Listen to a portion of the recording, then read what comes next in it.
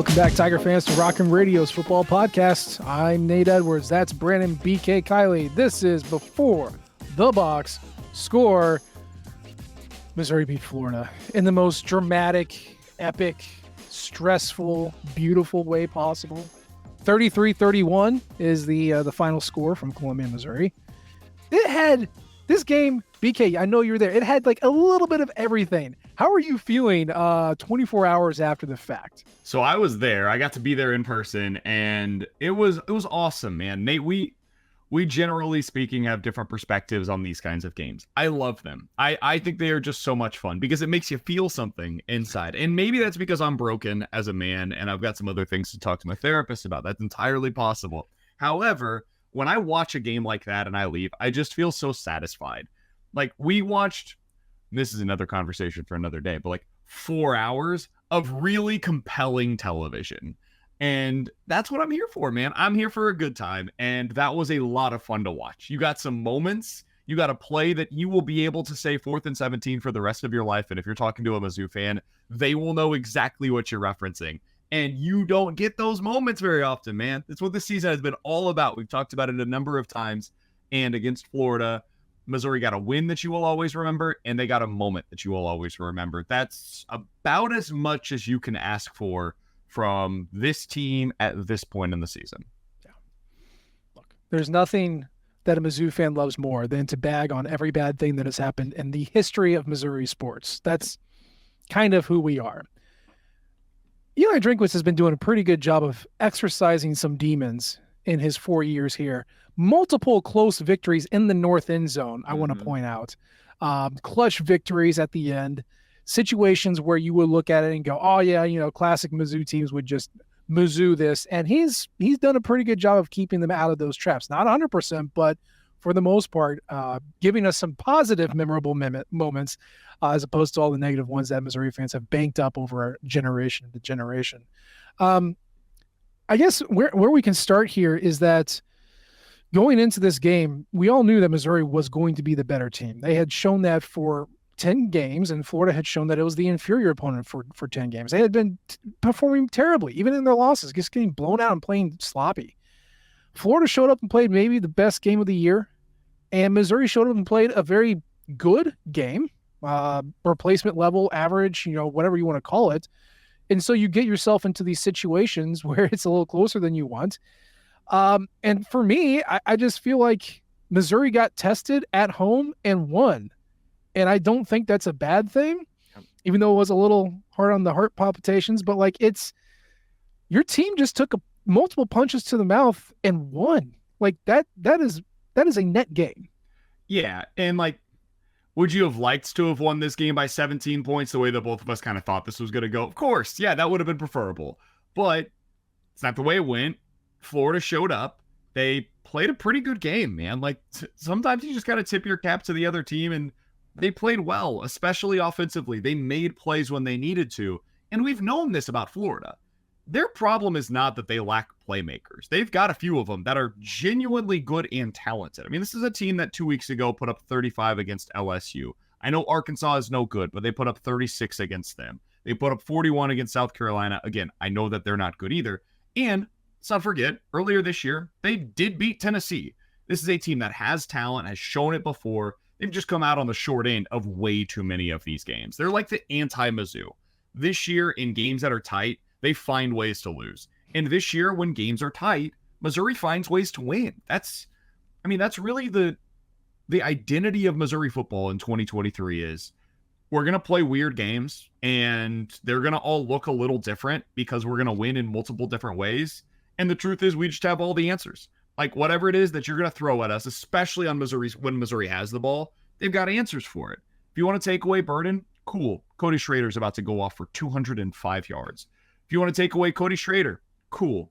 If you've already got Luther Burden, now locked down, but you're putting more effort into stopping him, Theo Weiss, your time. You're going to lock down both of those guys on the outside. Okay, cool. Here comes Mookie Cooper. He's going to be able to make a couple of plays now. Oh, you got all of that taken care of? Cool. 4th down, our punter is going to throw a pass to a true freshman wide receiver, and it's going to be the defining moment of what changes the course of the regular season for Missouri. Like, they have answers, man. They've got answers when you present problems to them. And for the first few years of Eli Drinkwitz being here, that was not the case. They knew one way to win. And if they didn't have that, whoop, today's not going to go their way. That is no longer the case for Mizzou. And this is college sports, man. Like, even the best teams are inconsistent. They will always have a clunker here or there, and it's their job to win those clunkers. And especially in college football, when you have such a small sample set, you get into November, and that's when the craziest losses happen because you think you've banked up. Whoa, we got 10 sample sets. We're good. We know how this is going to finish out. And then boom, you get an upset, or boom, you get a close game. And what? It's November is, Gary Pinkel said it. Those who win in November are remembered. And November is when your toughest challenges come because you never know when this sort of thing is going to happen. Look at Saturday. Michigan got in a dogfight. Michigan, what are you doing against November Maryland? That should not have been close, and it was. James Madison, who's been just trashing every opponent they faced, lost. This is what happens when you get this far in the season. You cannot escape those tests. And it's the great teams that take those tests, take those punches, and go, all right, we can win anyway. And that is what your team did. So it was great that they could do that. From Florida's standpoint, they didn't really do anything different. When we were previewing, we said they like to run the ball. They were overly reliant on explosive plays. And you just kind of hope that they don't hit those explosive plays, don't damage you too bad or put them in a position where they can capitalize on scoring position. Well, guess what? They had 2 touchdowns go for many, many, many yards. That's what those explosive plays did. And really the big thing for me, which is something that Florida had not been good at up to this point, was that they finished drives with touchdowns. Missouri finished drives with field goals. Now, I understand 2 of them were taken off the board for officiating reasons. That's a separate topic. The point is you've got to finish. Missouri did not do that. Florida did. Florida had 1 fewer scoring opportunity than Missouri, but they scored 4 touchdowns and kicked a field goal. Then they had the fumble. So really, that fumble was the huge difference. That was the reason Missouri won, whereas Missouri kind of messed around and kicked field goals. And I put it in my piece every week. You have to finish your drives. And the fact that Missouri wasn't doing it was one of the main reasons that Florida hung around. Yeah, Missouri did a lot of little things right in this game. Like, you look at the field position battle, Missouri pretty regularly was winning in that regard. They traded punts a couple of times, and then boom, Missouri was able to capitalize. But the big quote-unquote little thing that they lost was way too many 4-point plays that went the other direction.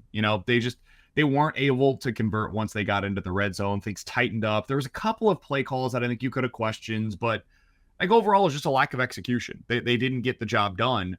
But they found a way in the end. Like, when they needed it most, with a little help from Florida, bad time management by a running back who went out of bounds when there was no reason to. And if that was the other way around, I would have been losing my damn mind. But Etienne makes a silly mistake that ends up leaving Missouri with a timeout that they needed because they were completely out of sorts going into that 3rd down. They call the timeout there. We know the results, what came after that. Mizzou ended up making the plays when they mattered the most. And when you needed it, man, it was your best players that were stepping up. Like, the guys that you have been leaning on all season long, every single one of them had a play in this game at some point. Can we talk about Brady Cook for a minute? Please do. That was so cool. Like, the final drive, because there's been a couple of them this year where Brady was not able to come through against LSU. He didn't come through against Georgia. But I think this has been a really good season by Brady Cook, man. Like, probably not all SEC. You're not going to have him there because you'll have Carson Beck and Jaden Daniels. Yeah. And so, like, those 2 guys are going to earn the all SEC nod, and there's nothing that he can do to stop that. But Brady Cook has been right on the outside looking in of that conversation. And from start to finish this season, basically since the K-State game, it's looked like a different quarterback, and you could see it coming out on that final drive, dude. He was poised, he was confident, he made the exact throws that were necessary at the exact times that they needed to. And for him to have that kind of a moment on senior day, I was so happy for the kid, man, because so many times people this year have called him unclutch. They've said he can do it when it doesn't matter, but when you get into the clutch situations, you need other guys to close for you. And in this game, he proved, yes, I understand Florida's not a good defense. I get it. I don't care. he proved when he needed to that he can come through in those big time moments, man. And that matters. That matters. Yeah. Chase Daniel had the same rep. He can throw for 1 billion yards, but he can't throw when you need a win. That's Chase Daniel. Heisman finalist Chase Daniel, owner of every single passing record in Missouri history, Chase Daniel. Like, don't hit me with the non-clutch stuff. That's fan jibber jabber. Don't fall into that trap. Don't worry about it. And luckily, Brady didn't listen to that. He doesn't care. I will say that, you know, a couple of the deep throws were a little questionable, but like the fact that he's like, I feel confident that we can do this. I've trusted my guy to do it, and it didn't work. Okay, he still had a chance, and you use up your chances until you run out. And thankfully, he made a hell of a throw against Luther Burden, and then followed it up with 2 other tremendous throws. Yep. I mean, 4th and 17 is the game. That's the name of the game. But don't forget the throw to Mekhi Miller, the throw to Mookie Cooper afterwards to get Beavis out of like howitzer range and into like chip shot range. That's not nothing. I know that Beavis likes a little bit of distance, but like for us, we like it a little bit closer. And Brady did that. Timing, accuracy, moved him down the field. Yeah, I don't. You can call him unclutch or whatever you want to do. Like, that's the quarterback, man. That's the best quarterback we have on the roster, and we have him for another 2 years if we want it. That's awesome. That's so cool. And then his moment after the game, I don't know, did they show it on television? They did not, but I've seen it on social media. It was so freaking cool, man. So after the game, all the seniors are going over. They're getting their rocks right from the rock hymn, and he starts walking over there, and then he jumps up on that pedestal, the brick pedestal that's in front of the student section, and just has his moment where he's just letting it all out. And I think that was like 3 years of frustration that was just coming into one moment of, I finally did it. Like, this team has done it. This is our last game at home in a season where everything kind of came together, and in the moments when it mattered the most, I did it. I was able to put the team on my shoulders and carried us to victory. And that is just, man, I couldn't help but be so happy for the kid. Like, he deserves all of this that's coming his way. And for him to be the one that ends up coming through, and him to get that moment. And I think for Mizzou fans now to really embrace him in a way where they're bought in on who he is and what he can be for this program. I keep saying it, but it's just so cool. Like, it was a really cool and fun environment at Faroe in general. The crowd was outstanding from start to finish. And it felt like the kind of game that this team deserved to close out the regular season at Faroe this year. And don't forget how the offense evolved over this game. Kirby Moore came into this game and he was like, all right, we're just going to Cody Schrader you to death. And like, Cody got his yards. It wasn't really working. I think Missouri's probably going to finish around 33% success rate if I had to guess. Like, okay, he had a couple of explosives, but it was not working the way that Kirby Moore wanted to work. So they get to halftime, and Brady is, 6 of 13 for 57 yards. And they go, all right, Florida's got Cody. Let's go Luther Burden. Let's uncork Brady, and let's get Luther Burden involved. And then in the second half, I mean, Brady finished with 333 yards to my count. Yeah, he had 275 in the second half. Yeah, 24 attempts, 275. Not counting the sack. Like, they let him loose, and they said, fine. Like you said, you got Cody bottled up, and we can't get what we need. Fine, here we go. We're going to throw to our 5-star receiver 15 times. Yep. And that's what they did, and that's what worked. And that was Kirby Moore and Eli Drinkwitz saying, we trust Brady Cook to do this. Despite everything you saw in the first half, we are trusting him to get the ball to Luther, to Theo, to Mookie, everybody involved. That's what we're going to do. And they were rewarded for it. It was close. It almost didn't work, but it did work. And that's the important part, because Brady Cook delivered. We all let him cook. It was incredible. I agree. Luther Burden's so good at football, dude. He is so good at football. He's 100% now. Man, he looked great. It's such a difference when you got him at something approaching 100%, because it was just very clear he was not healthy over the last few weeks. You could see it in the game. And finally he looked like himself again. And oh my God, when he looks like himself, it is so much fun to watch. But what was really great about this game is it wasn't just him. Yeah. Like you're right, Schrader. Schrader finished the game with 150 yards. The most quiet 150 yards ever, you know? He was so good. But it was just it felt different than it did against Tennessee, for example. Yeah. But it wasn't just Burden and Schrader. Norfleet. Red Norfleet, man. How about it? Chase Kaufman reincarnate. He's good. Like, no qualifiers. Don't need to say, like, hey, he's really young. He's just really good. If you can get him going for, 3 to 5 catches a game, that's perfect. That's exactly what you need out of your tight end. You don't need them to be great, but when you target them, can you pick up 10 yards?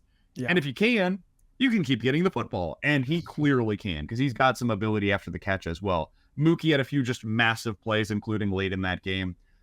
Mekhi Miller only comes up with big catches. Fourth down receiver. Exclusively fourth quarter. Yeah. Gotta have it moments. You gotta have a first down here, or like game's over. Hey, Mekhi's down there somewhere. Yeah. He's never targeted. Ever. No. And then in the biggest possible moments, they're like, Mekhi, get in there, man. We believe in you. We trust you to go out and get these hard-fought 12 yards. And he comes up with them time and time again. And then Theo with just, one of the coolest plays I've ever seen in my life. 77 yards down the sideline, tiptoeing for like 25 yards. And I have no idea how he stayed in bounds, but he did. It was the right call. But my God. Can we give a shout out to the receivers blocking on that? It was, I remember Mookie Cooper. Luther and Mookie were the two guys that sprung him for that one. Absolutely, they both deserve a ton of credit. Yeah, there's credit goes all around to everybody. Harrison Mevis for going 4 for 4 and looking like the kicker that we all remember him to be, consistent as it comes. Just so many guys, especially on the offensive side of the ball, that contributed in meaningful ways. Yeah. Now, let's talk defense, because I know it wasn't great. You sure? Here's the thing. Do you think they might have been missing Chad Bailey and Tyron Hopper? Because when I went back, I watched the game and I immediately went back and watched the game again for charting purposes. Again, I'm not picking on kids who play this game, for scholarship. But there's a difference when you have Tyron Hopper playing run fits and when you have his backups getting washed out and taking bad angles. And I think Tristan Newsom and Chuck Hicks have played admirably all year. I think they are a clear step down from what Hopper can do, which, okay, great. He's one of the better linebackers in the country. No shame in that. But there is a difference when you are playing a team that likes to run the ball a lot.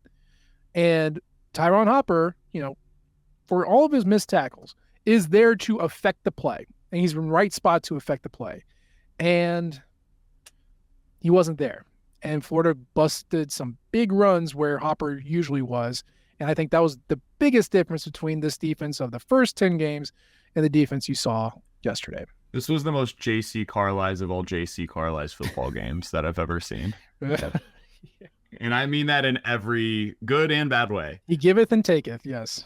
Carlisle's had like 3 missed tackles. That's unofficial. That's based on my own count in this game. And I'm counting like bad angles in that as well, because there are just moments where it's like, J.C., buddy, where are we going? Like, that is not where the ball was going, and you ended up in a place that was just totally defeating your defense.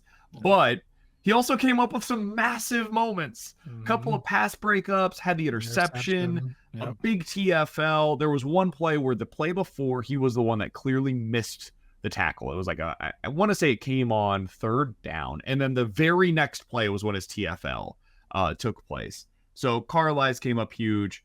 I just love watching Chris Abrams-Strain play football. Like, the guy is just, especially given his size, he's such a good and willing tackler on the outside. And it makes a huge difference when you have corners that are willing to come up either in run support or on those screens like Florida wanted to do to get the ball in their playmakers' hands quickly. Good luck doing that against CAD. It's not happening. You're not going to have any success doing that. So he had a huge game. Darius Robinson was really good once again in this one. Mm-hmm. It was the second level, though. The second level, they finished with a combined 18 tackles between Newsom and Hicks, but it just, where the tackles took place, it wasn't the same, man. You absolutely were missing your 2 starting linebackers in this one. And we don't know, or haven't heard, if Hopper's going to play against Arkansas or the rest of the year. We don't know. Ankles are fickle. That you hurt that's tough to come back from, at least consistency. So I mean, it just might be just the life you have to live for the next two games, and that's going to be okay. But you're also going to have to live without Tyron Hopper next year too, probably. So yeah, get I think they get need the to go reps to the in portal. now. I think they need to go to the portal at linebacker. Yeah, that's definitely a spot to look at. But yeah, I mean, I know that a lot of people, or I've seen on social media, which again, not a representative of every Mizzou fan, but that's the stuff that you notice. People were talking about how this defense had fallen apart, and there's just they can't get it done. And I will point out that they held Florida to 7 points and one scoring opportunity for the first 30 minutes. That was not nothing. Really, the difference came when Graham Mertz went out, because with Graham Mertz in, they almost exclusively threw on first down and ran it on second down. And then when that Max Brown freshman kid came in, it was like all that passing stuff. No more of that. We're just gonna run into the spots where you have backups, and it worked. And that was what really keyed their comeback, and their probably like a 60% success rate, 70% success rate in the third quarter. They just rattled those runs off, and Mizzou did not have the personnel to stop it. They didn't. And I was fully prepared for the backup quarterback narrative to reemerge. Every time. It was coming. It was 100%. It was right there, dude. It was right there for the taking, and they just couldn't find a way to finish it off.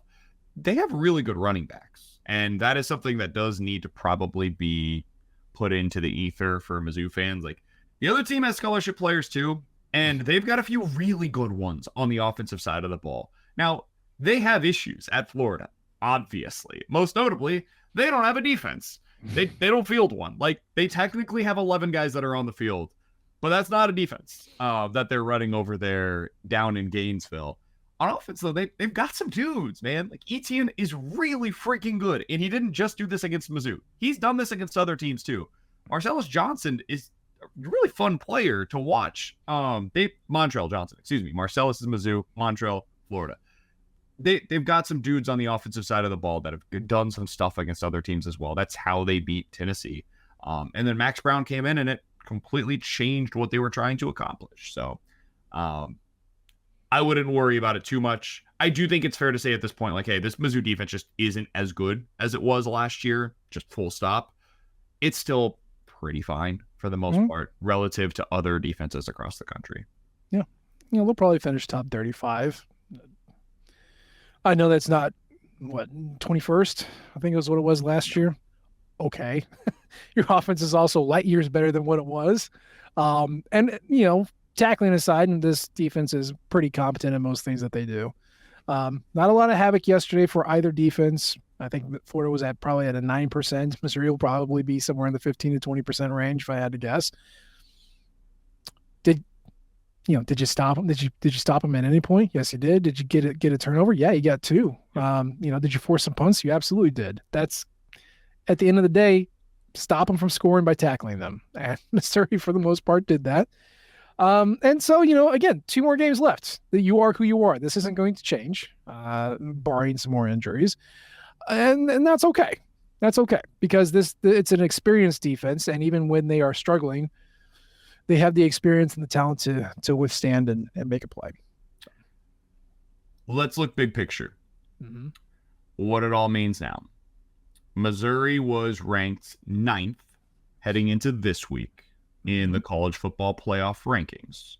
They are at 10th in the AP poll. They were also at 11th in the AP poll last week. So this was not them moving down because of this performance. I have had some Mizzou fans in my life wonder openly, because Missouri struggled against Florida, do they drop in the polls this week? What is your opinion on that?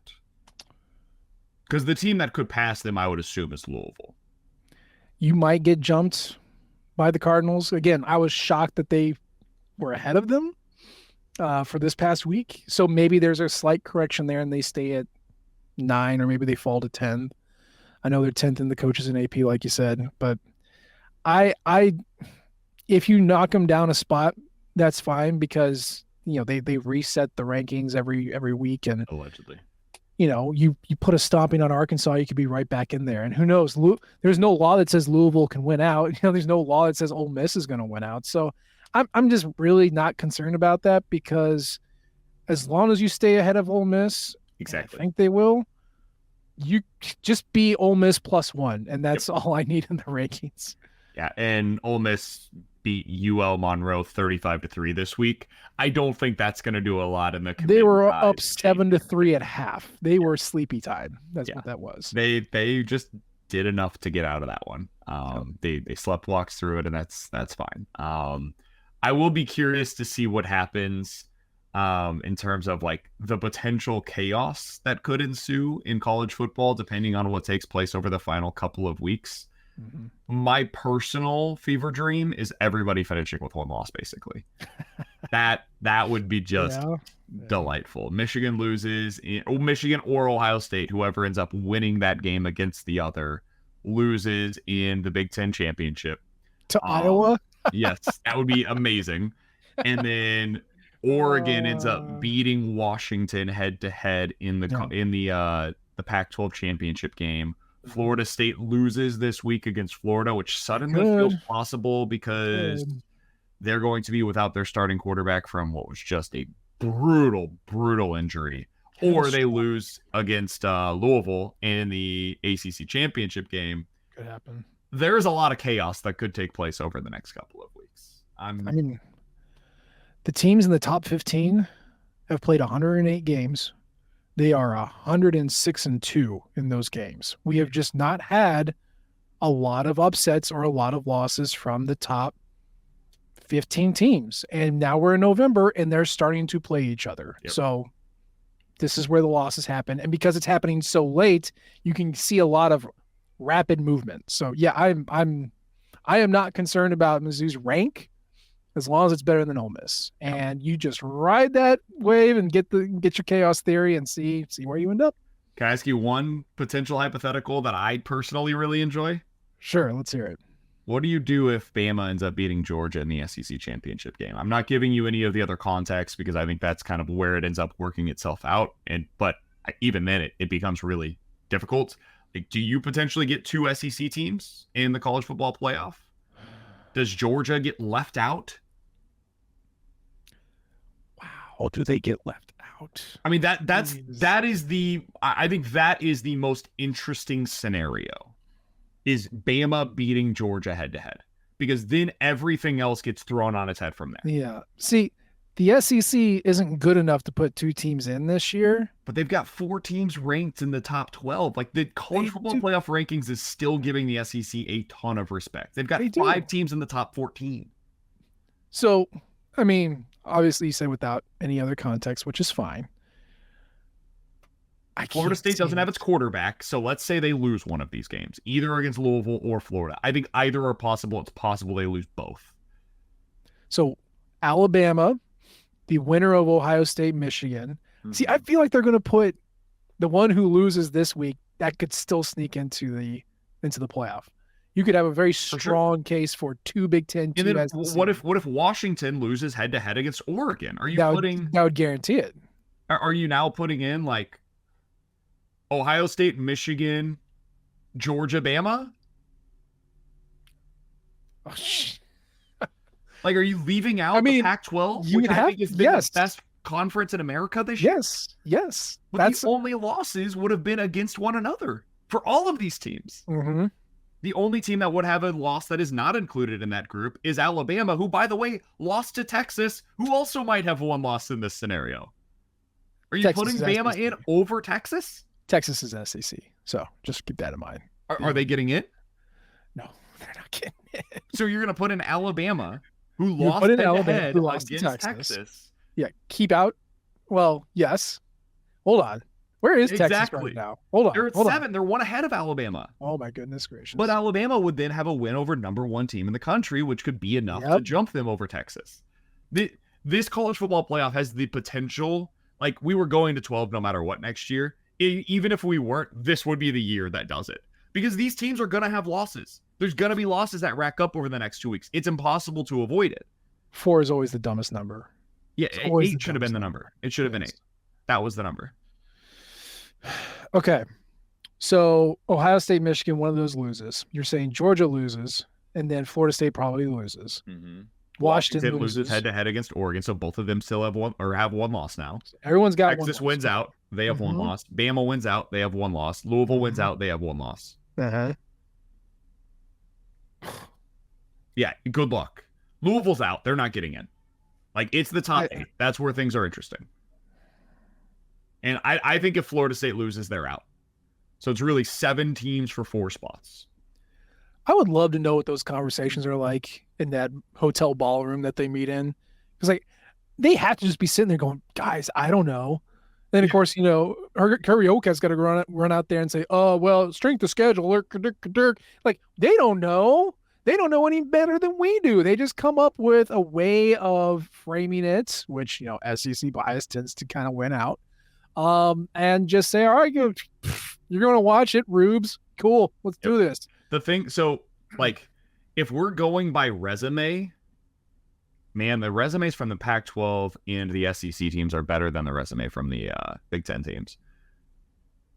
That's because they have better they have more wins against teams with winning records, which I know is not an official thing, but I've been tracking this stuff.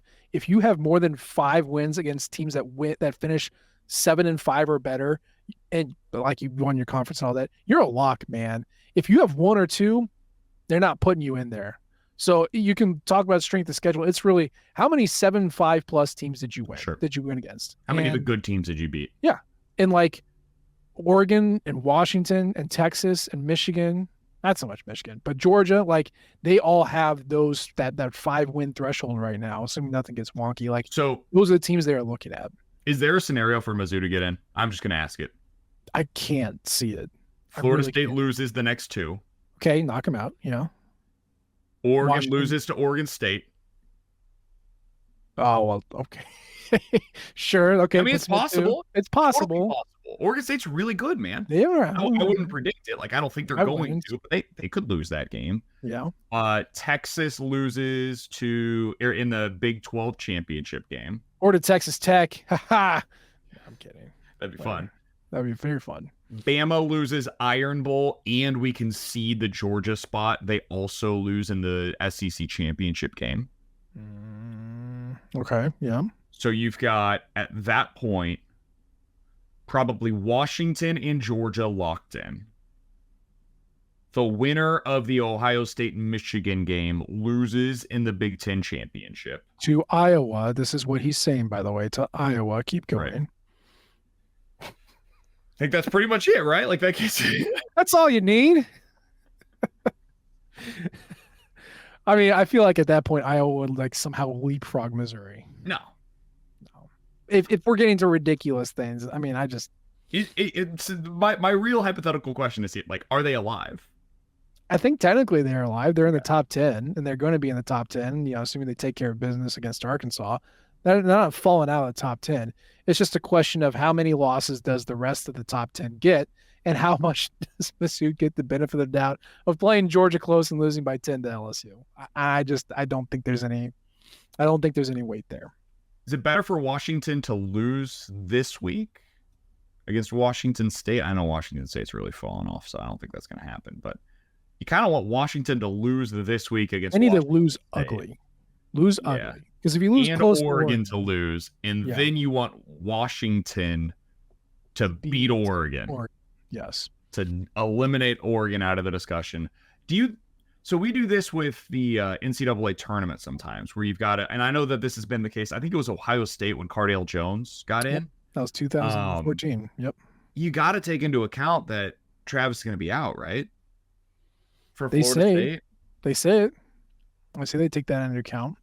But then the other side is, well, what about their entire season where they earned it?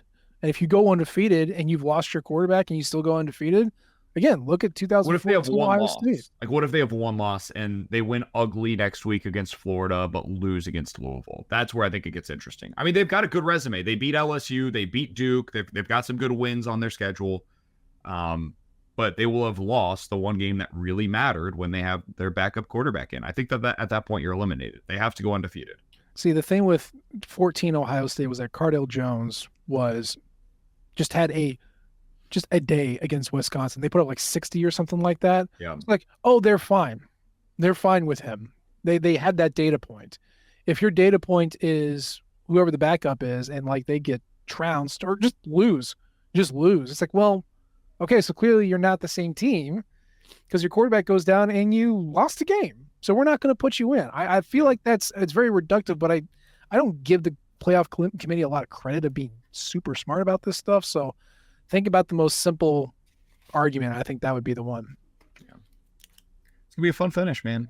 It could be a really fun finish. And however it ends up going, if Missouri wins out, and I'm talking including their New Year's Six Bowl, which as long as they win next week, they are basically locked into play. Yep. They'll probably finish in the top 5 in the country. Yeah. Which in the final end of season rankings. That's wild. What a year. And 11 years since that happened. That'd be something else, man. Beat Arkansas. Take care of business. Yeah. Get a good bowl win. Enjoy it. I know I've been signing off on enjoy this moment like every single time, but seriously, y'all, if you've been around for the past 10 years, you understand how rare this is. Okay.